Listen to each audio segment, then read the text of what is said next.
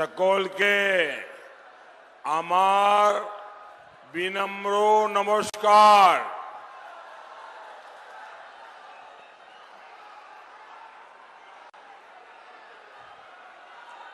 साथियों, अभी मुझे तामलुक की सभा में जाना था, लेकिन वहां वेदर ठीक नहीं होने के कारण मेरा हेलीकॉप्टर वहां लैंड नहीं कर पाया।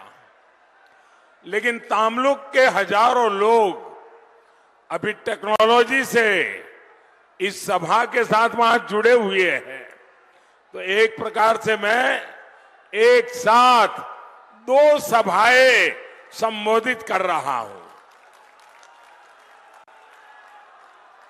मैं तामलुक के लोगों का क्षमा प्रार्थी हूं, लेकिन मुझे खुशी है इस समय तामलुक के हजारों लोग भी मुझे वहां रैली स्तर पर सुन पा रहे हैं और स्क्रीन पर मुझे देख पा रहे हैं। साथियों, आज 5वें चरण का मतदान लगभग पूरा होने पर है। बंगाल में टीएमसी और पूरे देश में इंडी गठबंधन ये पहले पस्त थे। 5वें चरण में ये परास्त हो चुके हैं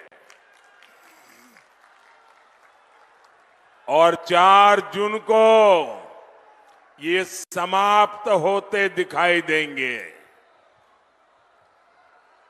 इंडी गठबंधन के बिखरने का काउंटडाउन शुरू हो चुका है। इतनी बड़ी संख्या में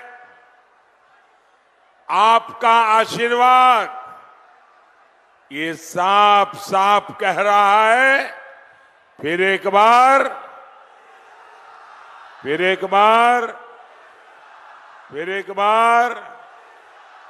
आभार,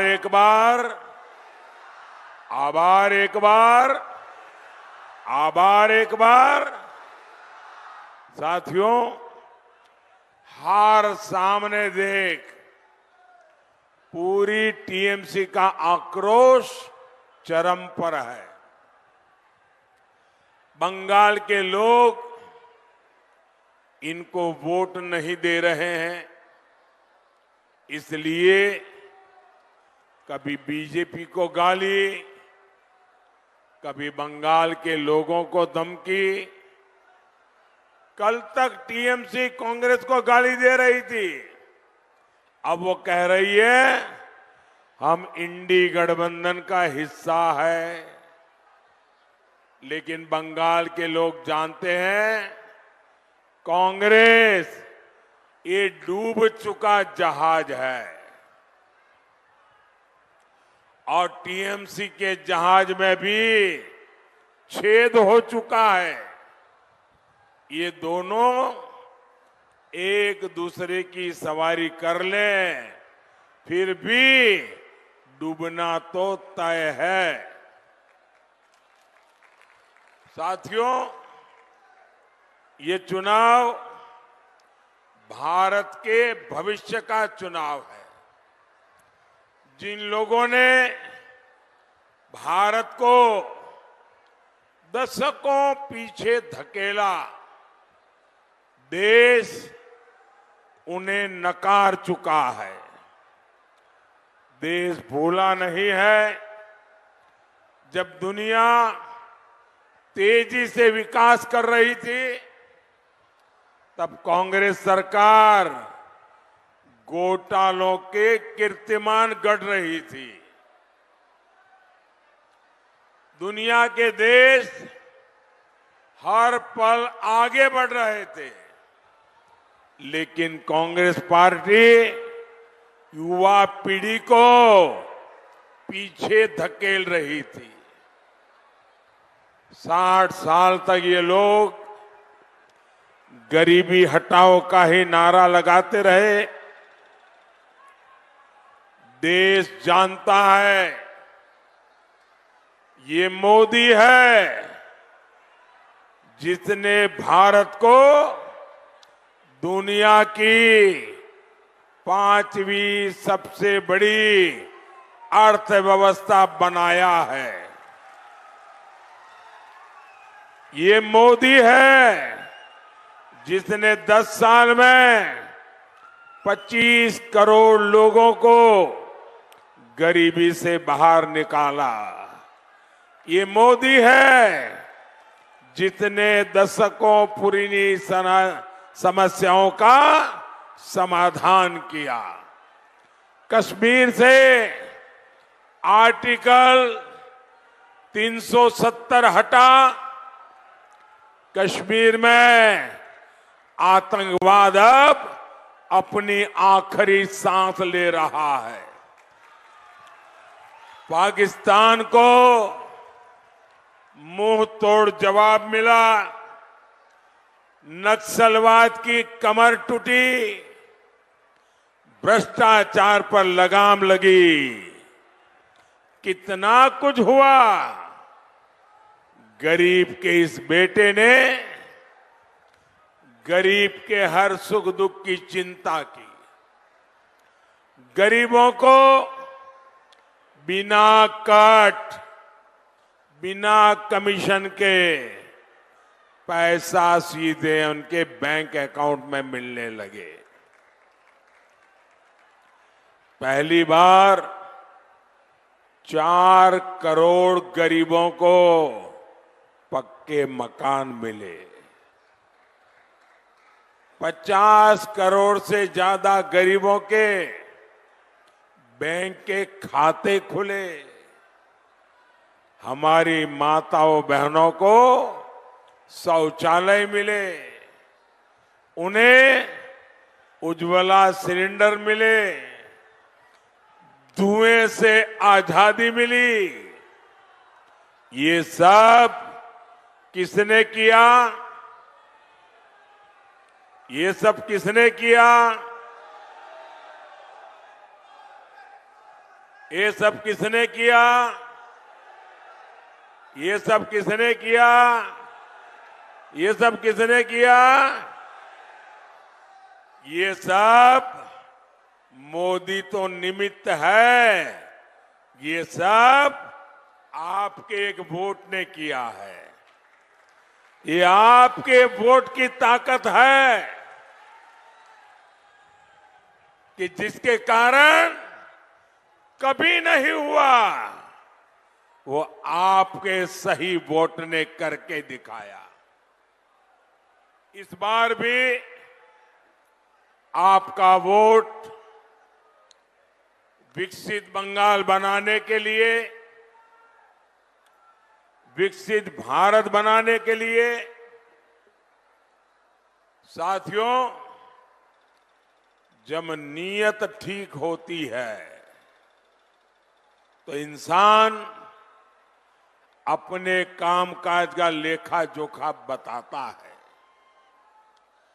जब नीयत में खोट होती है तो बहाने बताता रहता है। आज देश देख रहा है, एक और केंद्र में काम करने वाली मोदी सरकार अपना रिपोर्ट कार्ड देश की जनता को प्रस्तुत कर रही है। दूसरी ओर बंगाल में टीएमसी के पास रिपोर्ट कार्ड नहीं है, उसके पास तो रेट कार्ड है, रेट कार्ड। टीएमसी ने बंगाल में हर नौकरी का रेट कार्ड लगा रखा है। पैसा दो, नौकरी लो। हमारे स्कूल, शिक्षा के मंदिर, इन लोगों ने उनको भी नहीं छोड़ा। टीएमसी के मंत्रियों ने खुलेआम नौकरियों की नीलामी की, नौकरियां बेची। इन्होंने हमारी नई पीढ़ी का भविष्य दांव पर लगा दिया। आप जानते हैं ना, ये सारे घोटाले किसके संरक्षण में हो रहे हैं? कौन भ्रष्टाचारियों के आरोपियों को बचाने में लगा है? कौन सीबीआई को काम नहीं करने दे रहा? साथियों, टीएमसी से बंगाल के लोगों को भी खतरा है।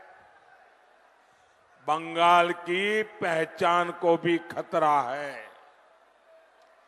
आज पूरा देश बंगाल की स्थितियों को लेकर बहुत चिंतित है। बंगाल में आए दिन हिंसा होती है, बीजेपी कार्यकर्ताओं की हत्याएं होती है। झारग्राम में भी बीजेपी के कार्यकर्ताओं की हत्या हुई है। बंगाल में दंगे आम बात हो गई है। आदिवासी भाई बहनों की पहचान खत्म करने के प्रयास हो रहे हैं, लेकिन टीएमसी को किसकी चिंता है? टीएमसी को अपने वोट बैंक की चिंता है। ये लोग घुसपैठियों को बुला बुलाकर बसा रहे हैं। सीमावर्ती इलाकों में बंगाल के लोगों की आबादी घट रही है। आप मुझे बताइए, घुसपैठिए हमारे देश में आते हैं, एक किसकी जमीन पे कब्जा करते हैं? हमारे दलित, हमारा पिछड़ा, हमारे आदिवासियों की जमीन पर एक कब्जा करते हैं। भाइयों बहनों, टीएमसी कांग्रेस मिलकर घुसपैठियों के कब्जे को कानूनी बनाना चाहती है। कांग्रेस पार्टी कह रही है वो सबकी संपत्ति की जांच कराएगी, फिर आपका पैसा, आपकी जमीन अपने वोट जिहाद वालों को, वोट बैंक वालों को दे देंगे। क्या मैं जरा आपसे पूछना चाहता हूं, क्या आपका अधिकार आप किसी को छीनने देंगे? क्या ये बात आपको स्वीकार है? क्या आप होने देंगे? क्या साथियों, बाबा साहब आंबेडकर धर्म के आधार पर आरक्षण के खिलाफ थे। यही हमारे संविधान की मूल भावना है।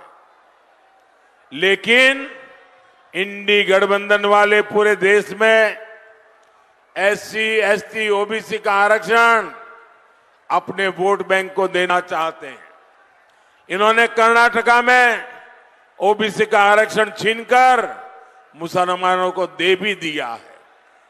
मैंने कांग्रेस और इंडी गठबंधन को 23 अप्रैल को चैलेंज दिया था। मैंने कहा था कांग्रेस पार्टी लिख करके दे कि वे कभी भी एससी, एसटी, ओबीसी का आरक्षण नहीं छीनेगी और यह आरक्षण मुसलमानों को नहीं देगी। इसके बाद से कांग्रेस और इंडी गठबंधन वालों को सांप सूंघा हुआ है। सांप, उनके मुंह पे ताला लग गया है, उनकी बोलती बंद हो गई है। आज 27 दिन हो गए, कांग्रेस ने कोई जवाब नहीं दिया है। और मुझे पता है कांग्रेस जवाब देने वाली भी नहीं है। आज ही मैंने सोशल मीडिया पर कांग्रेस के शहजादे का एक वीडियो देखा है। ये बात बड़ी गंभीर है। मैं आप सबसे कहता हूं, मेरी इस बात पर गौर कीजिए। मैं मीडिया वालों को खास कहता हूं, जिन मीडिया वालों ने, जिन इकोसिस्टम ने ये गौर संप्रदायवादी लोगों की चमड़ी बचाने का काम किया है, वो भी जरा कान खुल करके सुन लें। ये वीडियो 11-12 साल पुराना है। ये कांग्रेस के शहजादे का वीडियो है।